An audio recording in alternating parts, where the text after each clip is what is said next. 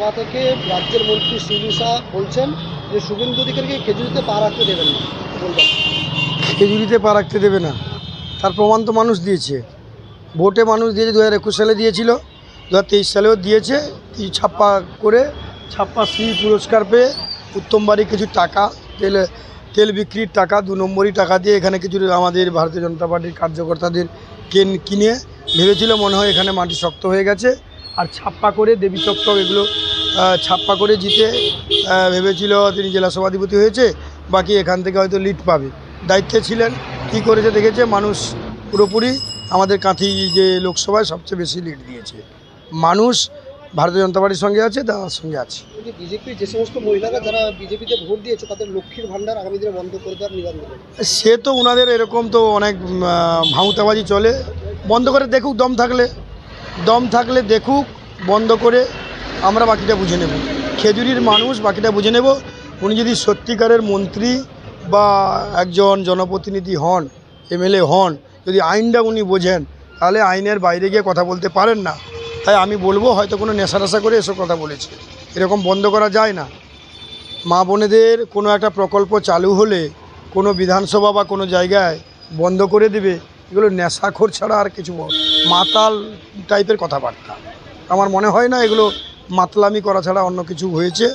তো বন্ধ কোনোভাবেই হবে না। যদি হয় খেজুরির মানুষ তার উত্তর দেবে আগামী দিনে আরও ভালো করে। বলছি বিজেপির লোকেরা যারা তৃণমূলের উপর সন্ত্রাস চালাচ্ছে, তো সেক্ষেত্রে পুলিশ প্রশাসনকে নিদান দিচ্ছেন যে 72 ঘন্টার মধ্যে গ্রেপ্তার করতে হবে বিজেপি। 2021 সালে বারাতলাকে শ্মশানে পরিণত করে দিয়েছিল তৃণমূলের হারমাত গুন্ডারা। কলাগাছিয়ার কেউচিয়া কোঠারিতে পুরো শ্মশান করে দিয়েছিল। এখানে দেবীচক, মুকুটশিলা এগুলোতে মানে হেড়িয়ার, উদাখালি এগুলোতে কি অবস্থা করেছিল আমাদের 2021 সালে খেজুরিতে দেখেছে মানুষ, আর আজকের দিনেও দেখছে। ভোটের শুরুর প্রায় 15-20 দিন আগে সেন্ট্রাল ফোর্স এসছে। এখন যেভাবে সেন্ট্রাল ফোর্সটা ব্যবহার করছে, তখন যদি করতো আরও 40,000 ভোটে জিততে পারতাম।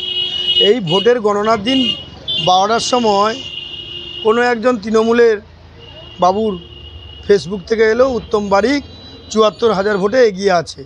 সেই যে তাণ্ডব শুরু করেছিল তৃণমূলের গুন্ডা বাহিনীরা, বিজেপির পতাকা ছেঁড়া, বারাতলা অঞ্চলে মারধর, লাখি অঞ্চলে মারধর, হেড়িয়া অঞ্চলের মুকুটশিলা, আপনার দেবীচক, জোরারনগরে মারধর বিভিন্ন জায়গায় হয়েছে।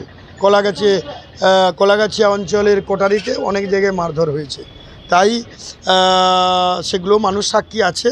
কোনো গণ্ডগোল হচ্ছে না, এরা উস্কাচ্ছে, এইরকম আবার হাওয়া তৈরি করছে। কারণ এখানে তৃণমূলরা তো ভয় পেয়েছে, তাদেরকে বারবার প্রেসার করছে যে কেন হলো। তারা বলবে যে এখানে এরকম বিজেপি সন্ধ্যা চালাচ্ছে, তাই আমরা লিড দিতে আপনাদের পারিনি, সেই কথা বলেছে।